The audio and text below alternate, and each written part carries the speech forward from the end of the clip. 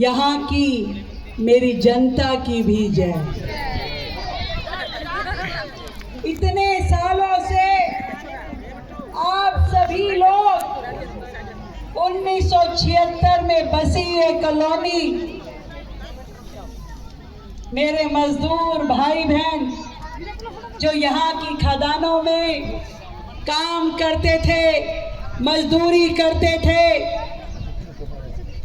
कांग्रेस ने बसा तो दिया, नाम संजय कॉलोनी रख दिया बेटे के नाम पे, पर सुविधाएं नहीं दी।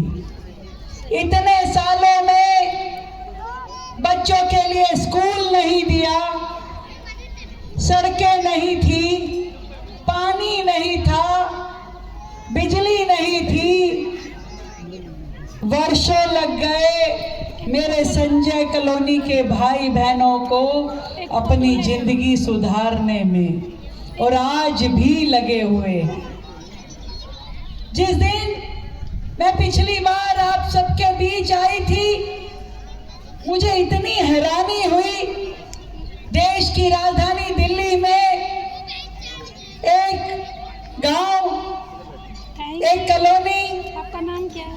और उस कॉलोनी में एक स्कूल, बिना छत के स्कूल, जहां बिजली नहीं, पंखा नहीं, और मेरे बच्चे वहां पढ़ने को मजबूर है। बिल्डिंग में बंदर घुस रहे हैं, रोशनी नहीं है, दरो दीवार टूटी पड़ी है।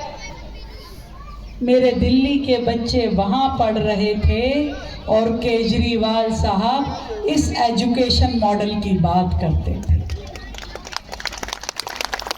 15 साल की सरकारें भी आई और आके चली गई, 11 साल की सरकार भी आई और आके चली गई, किसी ने आप लोगों की सुध बुध नहीं ली थी।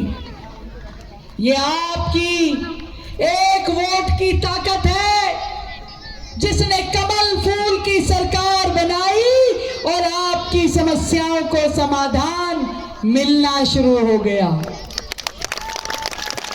आपकी कॉलोनी में अटल कैंटीन खुली है? हाँ खुली है? हाँ खुली है। कौन कौन गया है? ठीक है खाना? बढ़िया जी बढ़िया। 5 रुपए में देश की राजधानी में भरपेट खाना मिल सके, ये संभव था क्या? किसने किया? कमल फूल सरकार ने।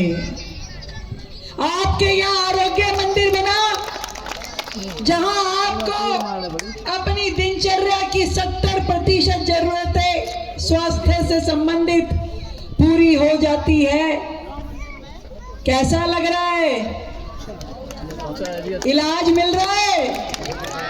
चोट लग गई, वैक्सीनेशन लगानी हो, टेस्टिंग करानी हो, जच्चा बच्चा की देखभाल करवानी हो, सारी चीजें आपको यहीं पे मिनी हॉस्पिटल जैसे मिल गई। अब कोई बड़ी तकलीफ आए तभी बड़े अस्पताल जाना पड़ता है, नहीं तो यहीं पे छोटा मोटा इलाज मिल जाता है।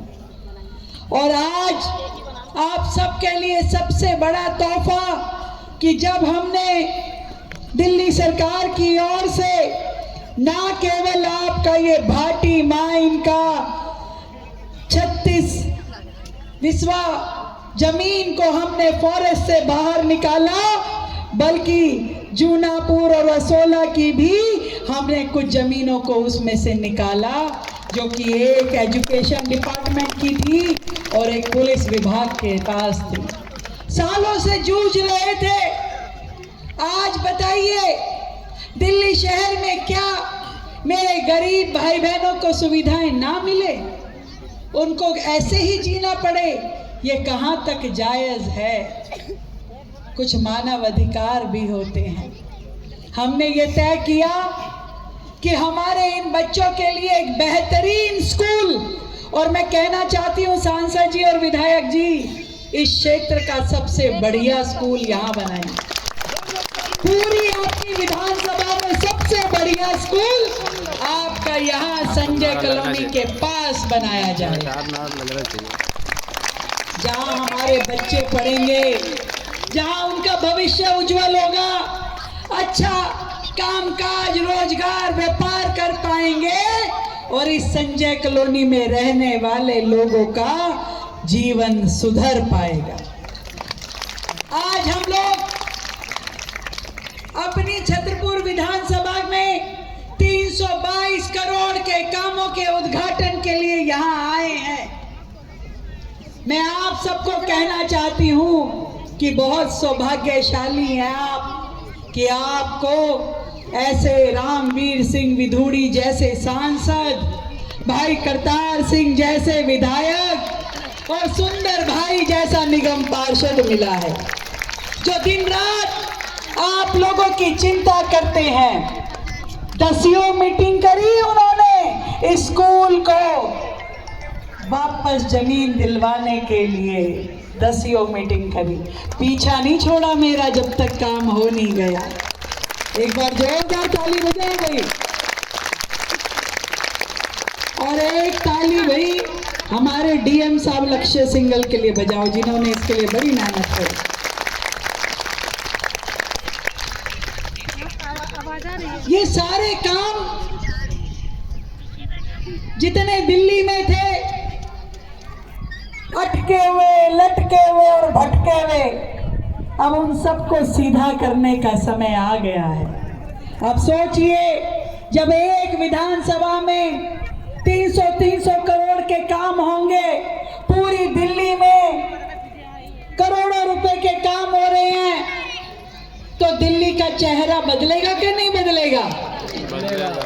हम चाहते हैं दिल्ली के युवाओं को बेहतर रोजगार मिले, हम चाहते हैं दिल्ली की मेरी बहनों को अपने पैरों पे खड़े होने के लिए सहायता मिले, हम चाहते हैं बुजुर्गों को इलाज और पेंशन मिले।